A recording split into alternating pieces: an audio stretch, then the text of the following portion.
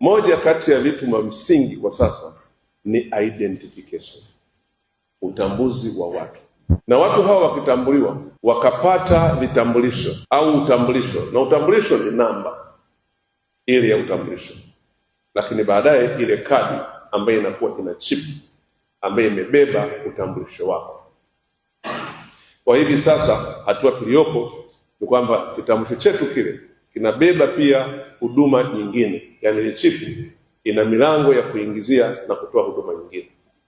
Unaweza ukabeba pesa kwenye kile kitambulisho, ukabeba utambulisho kwa ajili ya NHIF, sasa hivi bima ya afya iko mle. Unaweza ukabeba utambulisho kwa ajili ya mifuko ya jamii. Tunaendelea kidogo kidogo kufanya hiyo integration, lakini mpaka sasa hivi huduma kadhaa zimo kwenye kitambulisho chetu.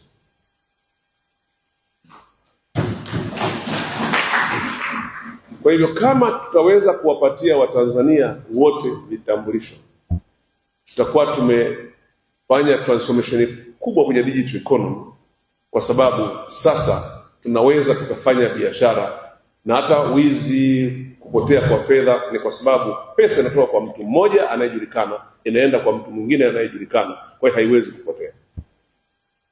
Ni kwa sababu ya kutokuwepo kwa utambulisho huo kwa watu wote, ndiyo maana sasa kuna hata matapeli wanapitia huko. Lakini utambulisho huu utatusaidia sana hata katika shughuli nyingine.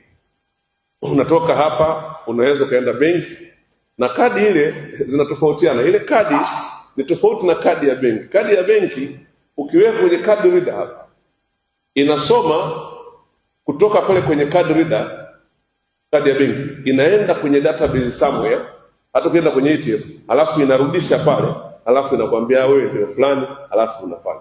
Kitambulisho chetu cha taifa chenyewe kimemaliza, kina hicho kila kitu. Hata ukienda kwenye card reader utapata information zako pale pale na unapata huduma pale pale.